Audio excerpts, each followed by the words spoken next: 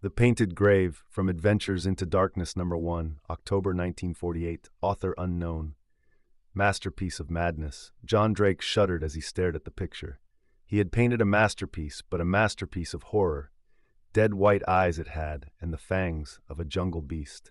And now it seemed almost alive as it returned his stare from the lighted canvas.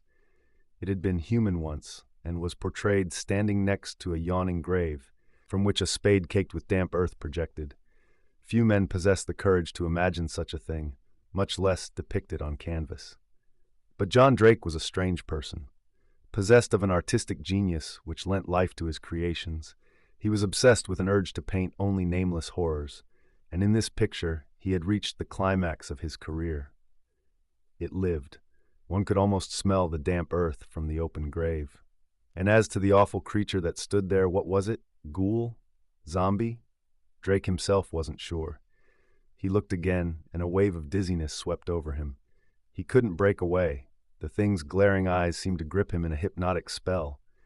It took determination to turn his eyes away, but he finally did it. Woo! No doubt about it. He had done his work well. He had surpassed himself, had breathed weird life into the creation on the canvas. Now he had to get away from it, away from that sinister, yawning grave. With a weary shrug, he crossed the room to a mirror and stood regarding himself in the shadows. He saw his face, sensitive and careworn, and behind him, the reflection of the awful picture he had painted. But what was making the room so dark? As though someone had pulled down all the blinds, shutting out the moonlight, suddenly the mirror showed him something else. A shadow, weaving about close to the canvas. But how could the picture cast a moving shadow? Drake's scalp began to tingle. Now his ears sensed footsteps behind him, crossing the floor with a dull, insistent tread. It couldn't be. He could find out easily enough, simply by turning.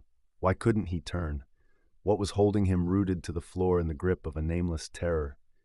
He started to scream even before he saw the face.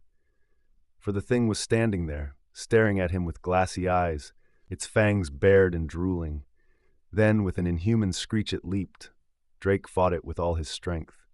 Sweat pouring off his face, his neck cords swelling, he struggled frenziedly against claws that raked and tore, but it was too strong for him. Shrieking and struggling, he felt himself being dragged toward the canvas, toward a yawning, painted grave that was too realistic. The strange mystery of John Drake's disappearance was never solved.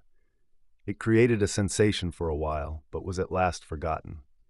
The police investigated, but finally were forced to admit defeat, closing their files on the great painter. Quite a crowd attended the auctioning off of his canvases, and the highest price was paid for the great masterpiece he had completed just before he dropped from sight, never to be heard of again. It was a graveyard scene, amazingly lifelike in its every detail. There was nothing in the picture except for a filled grave, with the earth around it trampled, as if a struggle had taken place. The preceding thrilling story has presented for your enjoyment.